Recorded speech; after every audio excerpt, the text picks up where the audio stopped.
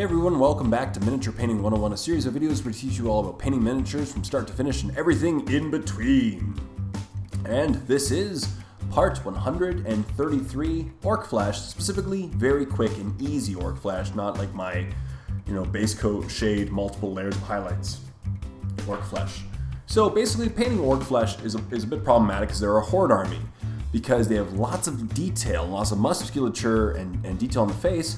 But it's a horde army, so there's tons of models. So I recently got a question from a subscriber asking me how would I paint a quick procedure. So basically, is there a simple method with just a base coat and something like a wash or a glaze? That way you can do it quickly and effectively, but still have a decent tabletop standard army without too much of a hassle. Because my current method that I show for my Miniature Painting 101 series has, base coat, shading, multiple highlights, which just take too much time if you're doing it miniature by miniature in a 100 miniature army.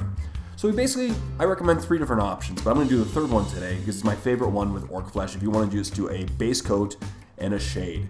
First one is a green, which you can choose any green you want, and Agrax Earth shade, which tends to make everything look better. This is for that dark, dirty, grungy Orc Flash if you really want it. The second one is if you really want it to be dark. You start off with a very light green and then apply a green shading, because the green shades tend to be very pigment heavy and really darken the model. So what happens if you start with like a mid-tone green and you hit with a green shade, you'll actually end up with a very, very dark Orc Flash, usually too dark for the detail to actually show. And finally, which is my favorite method, is a yellow. I actually recommend starting with a mid-tone yellow and then hitting it with a mid to dark green shade. And you can also create whatever shade you want using like a shade medium or a glaze medium. Use a yellow and hit with a green shade, and you end up with actually a good amount of detail in the miniature, and it actually ends up being quite green and it looks quite nice. So I'll show you that method today on this Orc Knob.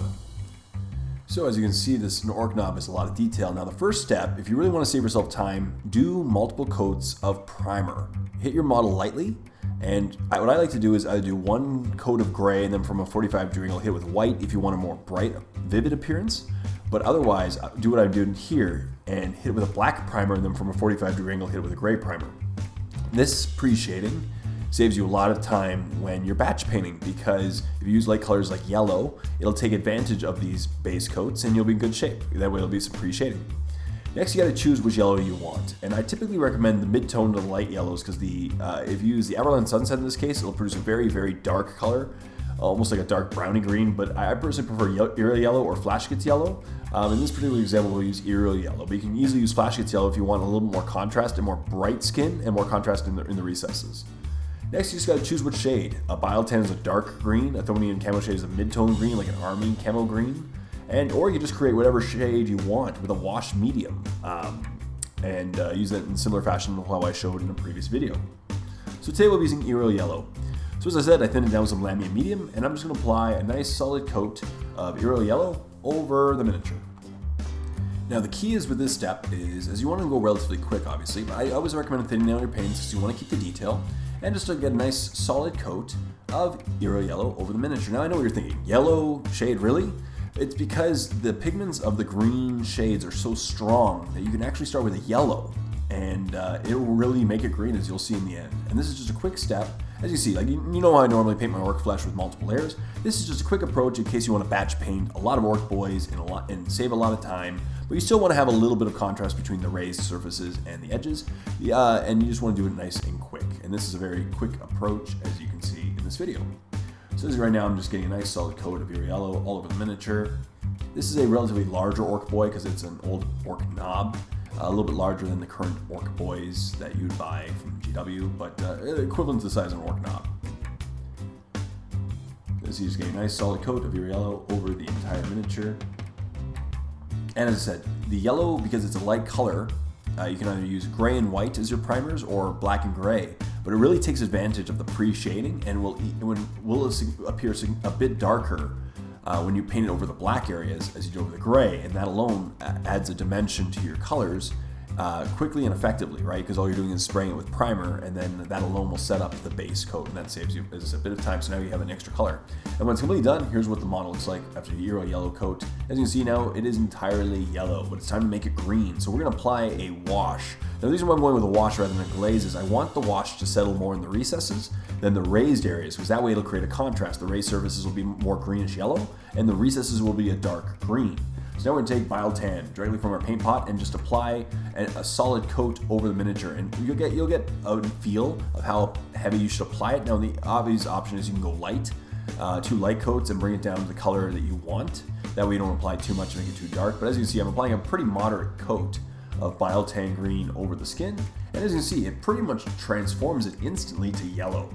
But the recesses are going to be, because that's the great thing about the shades, is that their surface tension will really pull them up in the recesses along the edges. So it'll give a lot more definition to those areas and leave the raised areas a little bit more of a yellowish green. And that's what we want. So we get a little bit of contrast. And this step won't take us very long at all. So as you can see, I'm just painting a nice solid coat over the green flesh. And it's really crazy how quickly the green shade, this is particularly true for Bile-Tan. Athonian Camo Shade will do it as well, but not to the same extent.